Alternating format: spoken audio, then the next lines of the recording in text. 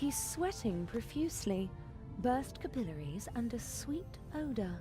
I hope the crew doesn't take the captain for a role model, and that they stay sober for the rest of the trip.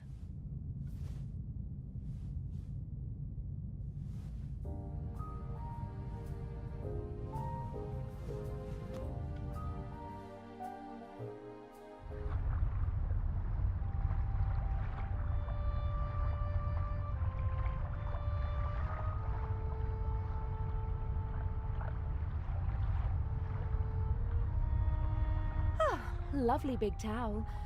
I hope tomorrow I'll have a chance to sunbathe and enjoy the rest of the trip.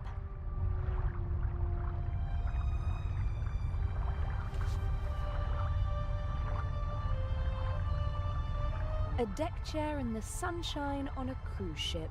I'd be a fool to miss out on that tomorrow. But I have to take care of my duties before I can relax in the sun.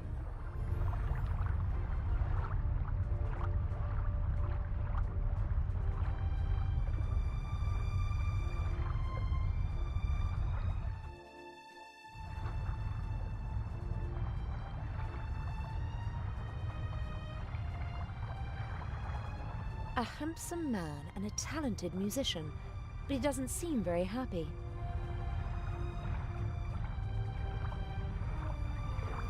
Hello, Mr. Kreutzer.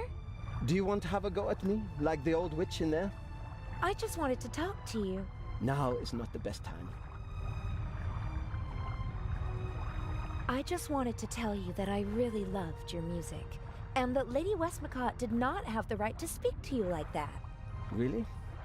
How do you know? You don't know me. Then, did she have the right? No, she didn't. That cynical old witch enjoys exposing the weaknesses of others. Although we all have them. She as well. She lusts for recognition and acts as though it weren't so disgraceful. She rejects prizes and awards with snide remarks, but she's angry when others receive them. She needs to know that she's better than others. You seem to know her quite well. I've only met her once or twice, but I know her son and some of her friends. One friend of hers supported me for a long time. No one is brave enough to say it to her face, but everyone hates her. Her or her success?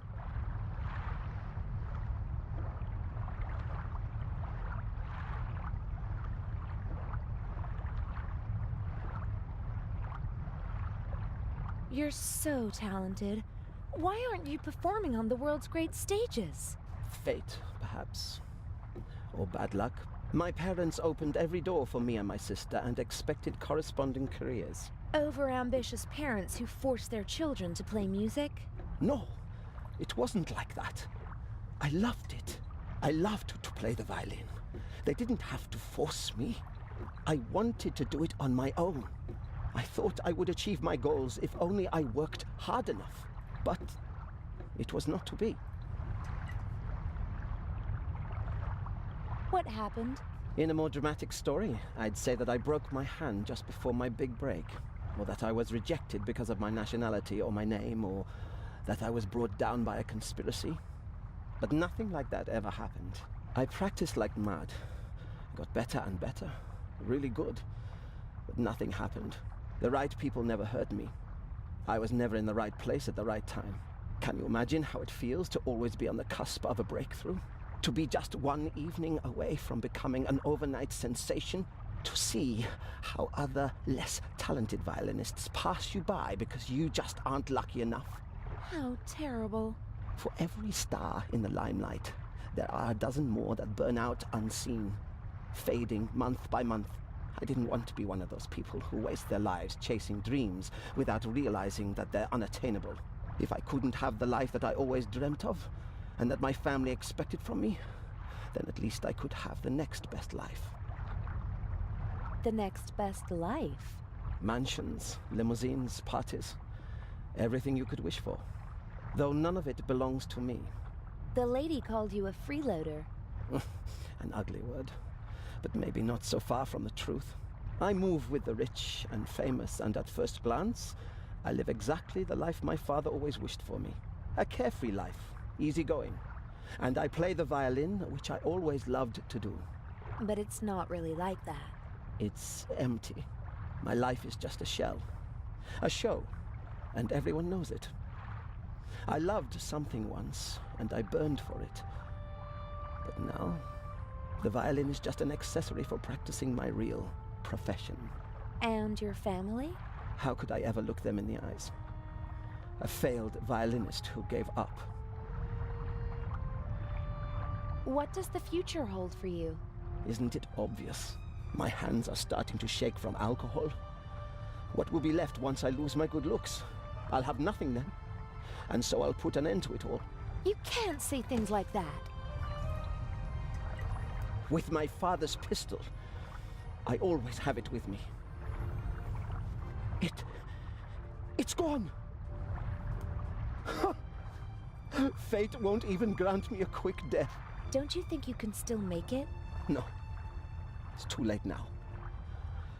The real question is, did I give up too quickly back then? I don't know.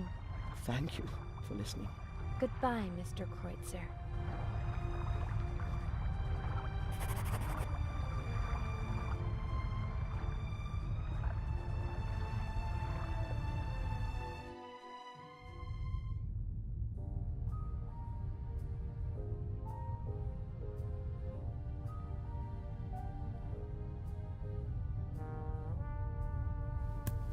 I'm sure I could help you if... Stand aside.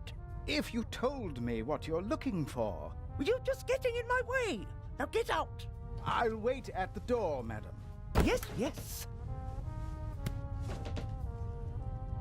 Oh, Miss... Mayers? Can I help you? No, I'm just having a look around the ship. Good day.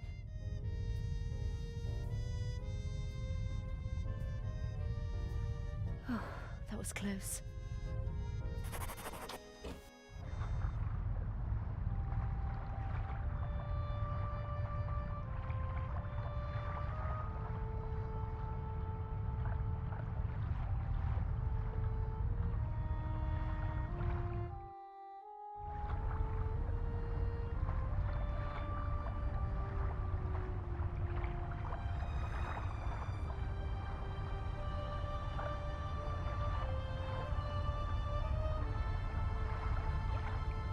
The two of them seem to be in a private conversation. I'd better not disturb them. When Adil and I were following the professor in London, I was disguised. But that doesn't mean he won't recognize me now.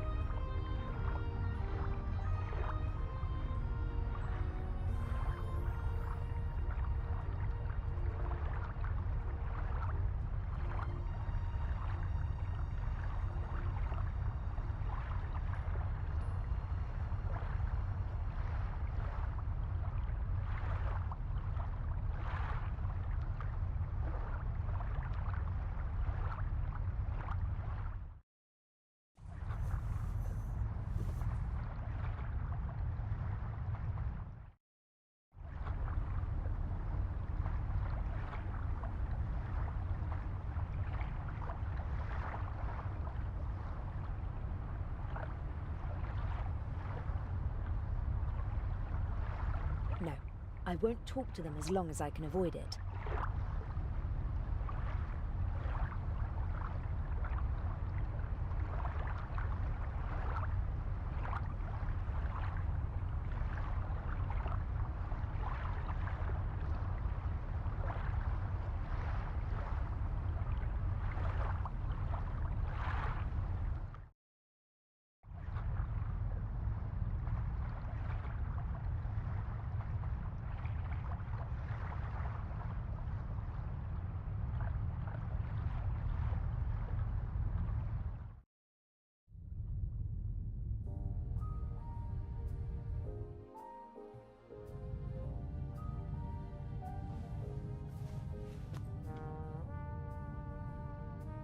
He's sweating profusely, burst capillaries, and a sweet odor. I hope the crew doesn't take... He's sweat... I hope...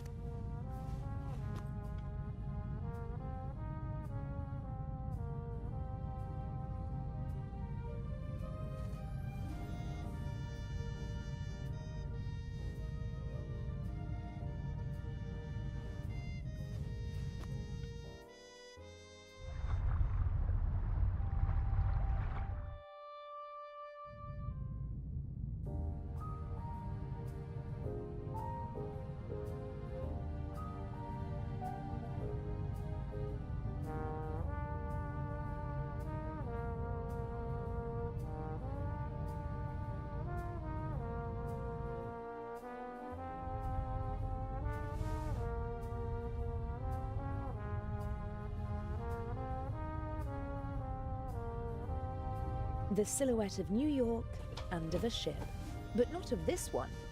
They probably use the same template for every ship. Looks pretty official, with a coat of arms, flag, seal, and all the trappings. And the poster is clean as a whistle. Someone seems to cherish it.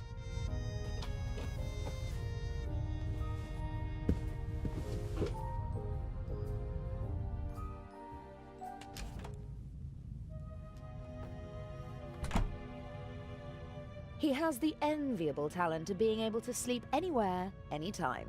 He once fell asleep on a cable car and only woke up after he'd already gone up the mountain and back down again.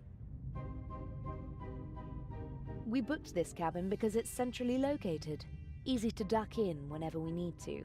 Of course, the fact that it's a first-class cabin with a huge bathroom and shower had nothing to do with it. As soon as I've swapped the jewels, I'll treat myself to a hot shower, and then we'll see how the evening progresses.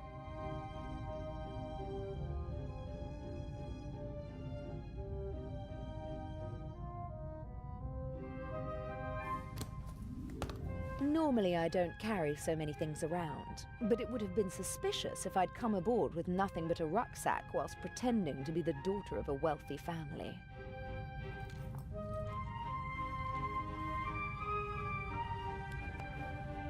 I got this necklace from my father. It's supposed to remind me that money isn't the most important thing in life. If all you've got is this penny, as well as family and friends, then you're a very rich girl, he said. I'll take it with me. It'll bring me luck.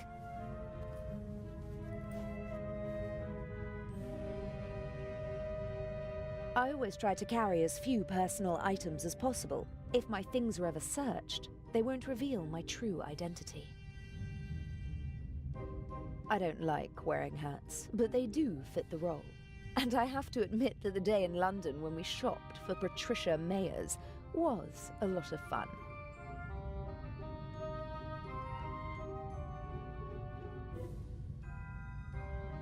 It happened pretty fast between us. It was magic when we first met. Birds of a feather flock together, and he can be very charming.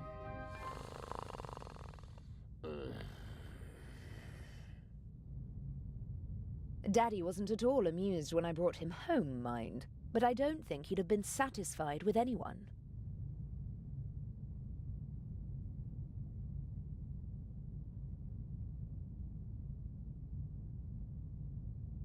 As soon as I've swapped the jewels, I'll treat myself.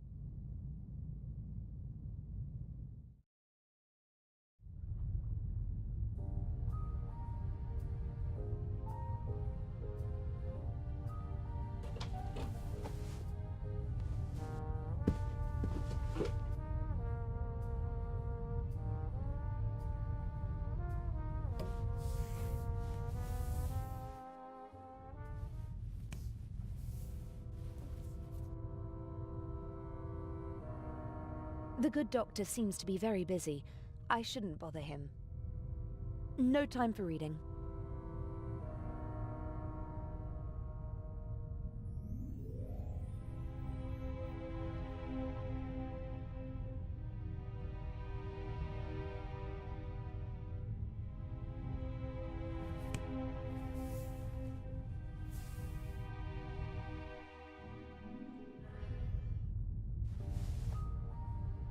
Inch is intelligent and ruthless, a dangerous combination. He's not a brilliant planner, but he is smart and careful. He senses danger. I'm afraid he might suspect that something is wrong. I think he's frightening. You look in his face and you'd believe that he's at peace with the world and himself. But Adil told me about his mood swings. From one moment to the next, the mask falls away, and he's capable of anything. No use worrying about him now. I have a job to do. No use.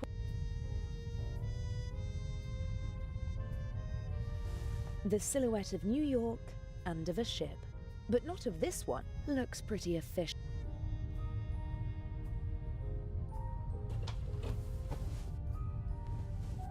Inch is watching the door. I need another way into the cabin.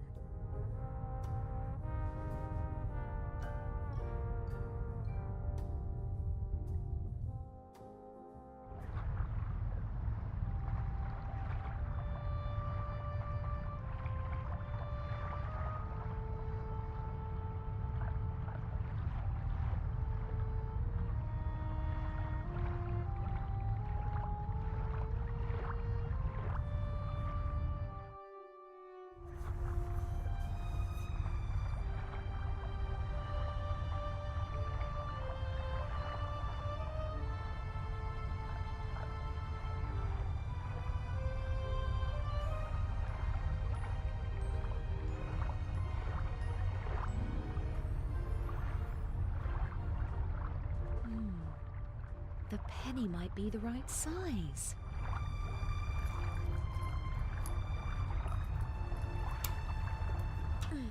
The penny fits perfectly into the screw slot, but my fingers aren't strong enough to turn the screw.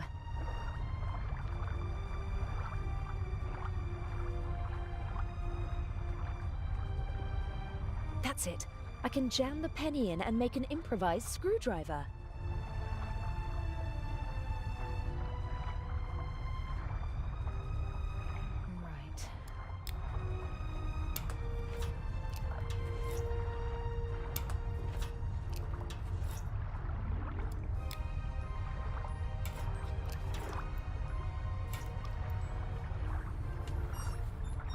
That's it!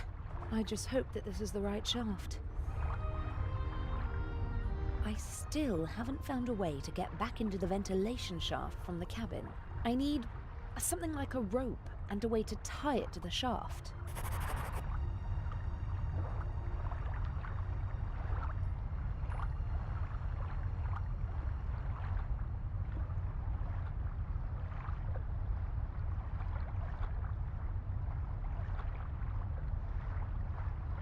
I'm going to repair the necklace. But that can wait until tonight.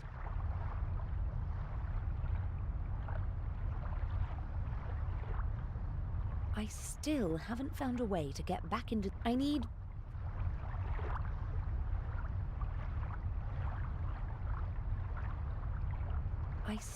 I need...